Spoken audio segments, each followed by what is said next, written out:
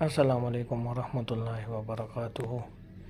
مفتی ظفر علی خان صاحب کی زبانی مسافر کی نماز مطلب جو سفر کرتا ہے، اس بیان میں سب کچھ بتایا ہوا ہے۔ تمام دوست اس بیان کو دیکھیں۔ جزاک اللہ۔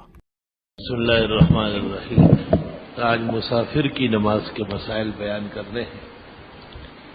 شرعاً جب ایک آدمی اپنے گاؤں اور وطن سے، شہر اور آبادی سے کم از کم انگریزی میل کے اعتبار سے 48 میل دور جاتا ہو اور یہ نیت بھی کرے اور پھر اپنے وطن سے بھی نکلے، تب جا کے مسافر ہوگا۔ صرف نیت سے بھی مسافر نہیں ہوگا اور صرف نکلنے سے بھی مسافر نہیں ہوگا۔ ویسے کوئی کراچی سے نکلا اور چلتا چلا جا رہا ہے، کوئی ارادہ نہیں کہاں جانے، مسافر نہیں۔ ایک شخص نے نیت کی ہے اور شہر میں بیٹھا ہوا ہے، ایئرپورٹ پہ بیٹھا ہوا ہے، اسٹیشن پہ، یہ مسافر نہیں ہو سکتا۔ سفر کے لیے دونوں سے ثبوت سفر ہوگا، نیت سے بھی اور اپنے گاؤں، آبادی اور شہر سے نکلنے سے بھی۔ نکلنے سے مراد متعلقات ہیں۔ کسی زمانے میں علماء کہتے تھے پیپری اور یہ سٹیل مل، لیکن میں سمجھتا ہوں اس سے بہت آگے کراچی ہے۔ کراچی گیٹ سے بھی بہت آگے کراچی ہے، بلکہ الگ تحقیق یہ جہاں تک کراچی کی زمینیں ہیں یہ سب کراچی ہے، اور اس سے آگے جب آدمی بڑھے گا جو کوٹلی یا حیدرآباد کی زمینیں شروع ہوگی تو مسافر سمجھا جائے گا۔ ثمرہ اختلاف اس سے ظاہر ہوگا کہ ایک آدمی نے کراچی سے نیت کر لی اور نکل بھی گیا، وقت ظہر داخل ہو چکا تھا۔ اب اگر یہ شہر یا حدود شہر میں پڑے تو پوری پڑے گا، اور اگر اس دوران یہ حیدرآباد کے حدود میں داخل ہوا یا اس طرح سے ٹٹھے وغیرہ کے حدود میں داخل ہوا، گارو دابیجی، تو مسافر ہوگا اور سفرانہ پڑے گا، 4 فرض 2 پڑے گا۔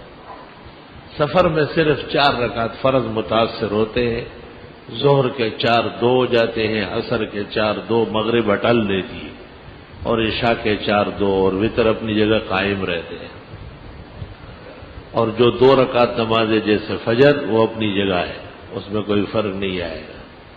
البتہ جو موقت سنت ہے جیسے فجر سے پہلے 2، ظہر سے پہلے 4 اور ظہر کے بعد 2، مغرب کے بعد 2، عشاء کے بعد عام حالات میں 2، اور رمضان شریف میں 20 رکعت تراویح بھی اتنی ہی سنت موقت ہے، بلکہ اس سے بڑھ کر ہے، کیونکہ اور کسی سنت کی تو جماعت جائز نہیں ہے، اور تراویح کی جماعت بھی سنت ہے۔ سفر میں جو موقت سنتیں جنہیں ہم ضروری سنت کہتے ہیں وہ غیر ضروری ہو جاتی ہے۔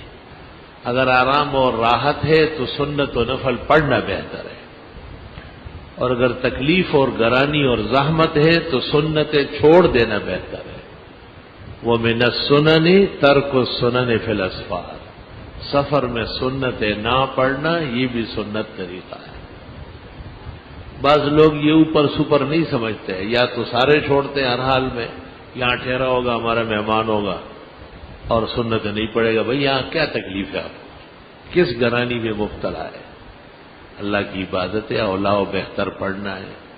اسٹیشن میں اور ہوائی جہاز میں ایسی پریشانی ہو رہی ہے، اپنی 10-12 رکعت پوری کرے گا، یہ جہالت اور عناد ہے، دینی مسائل سے لا علمی ہے۔ راحت و آرام میں سنت و نوافل سفر میں پڑھنا بہتر ہے، تکلیف اور گرانی میں سنت و نوافل ترک کر دینا، نہ پڑھ لینا، یہ بہتر ہے۔ اللہ اکبر۔ یہ شخص کب تک مسافر رہے گا؟ جب تک کسی شہر میں، آبادی میں کم از کم 15 دن رات کی نیت نہ کرے۔ اگر 15 دن کی نیت کی لیکن یہ بھی ساتھ ہے کہ رات کہیں اور گزاروں گا تو مسافر نہیں ہوگا، مقیم نہیں ہوگا، مسافر رہے گا۔ اور اگر یہ کسی کا ماتحت ہے، یہ خود فیصلہ نہیں کر سکتا اور وہ بتاتا نہیں ہے، یا اس کا افسر کسی وقت بھی اس کو آرڈر دے کہ آپ واپس ہو جائے، تو پھر یہ باوجود ہی کافی دن رہنے کے مقیم نہیں رہے گا، مسافر ہی رہے گا۔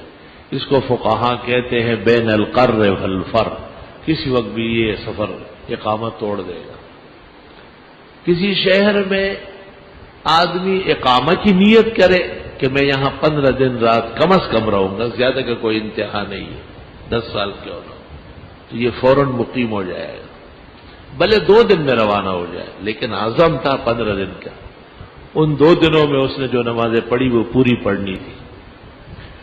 اسی طرح جس شہر میں کسی کی جائیداد ہو، رہنے سہنے کے لیے ایک کمرہ یا چارپائی کے برابر پلنگ اور رہنے کی جگہ ہو، ذاتی ملکیت، وہ وطن اصلی کہلاتا ہے، پہنچتے ہی مقیم ہو جائے گا اور تمام کے تمام سفری کیفیات ختم کرے گا۔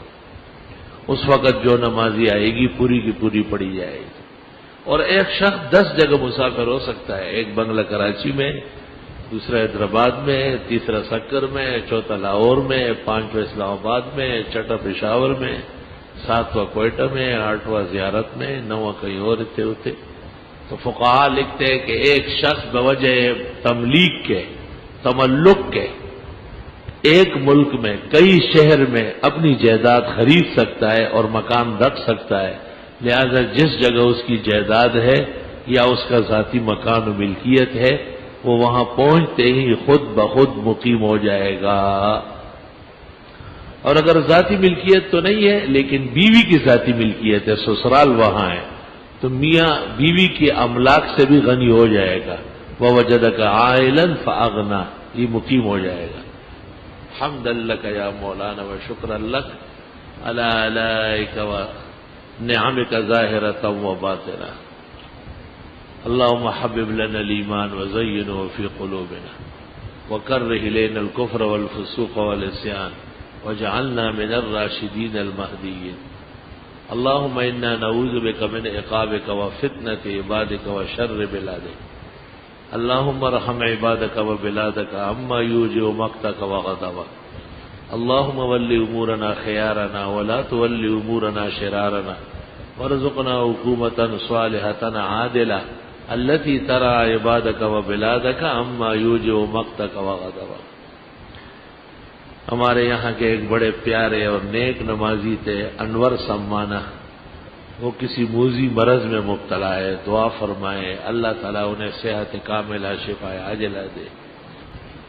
اور اس قسم کے بیماران، اس سے بڑے اور چھوٹے، اپنے اور پرائے، تعلق میں اور رشتے میں، نام کلمہ گو مسلم، جہاں کہیں درد و غم، صدمے اور مرض میں ہیں، اللہ خزائن رحمت و احسان سے دستگیری فرما، شفا کامل و صحت کاملہ عطا فرما، وصلی اللہ تعالی علیہ۔ تو میرے بھائیوں بزرگوں، جس طرح میں نے یہ بیان سنا اور اس نماز کے بارے میں پتہ تھا، مگر جب یہ بیان دیکھا تو اور بھی پتہ چل گیا، تو آپ لوگ بھی اس بیان کو پورا دیکھیں، ہمارے چینل کو لائک سبسکرائب کیجیے اور بیل آئیکن پہ کلک کیجیے تاکہ نیو بیانات آپ لوگ بر وقت پر دیکھ سکیں۔ جزاک اللہ۔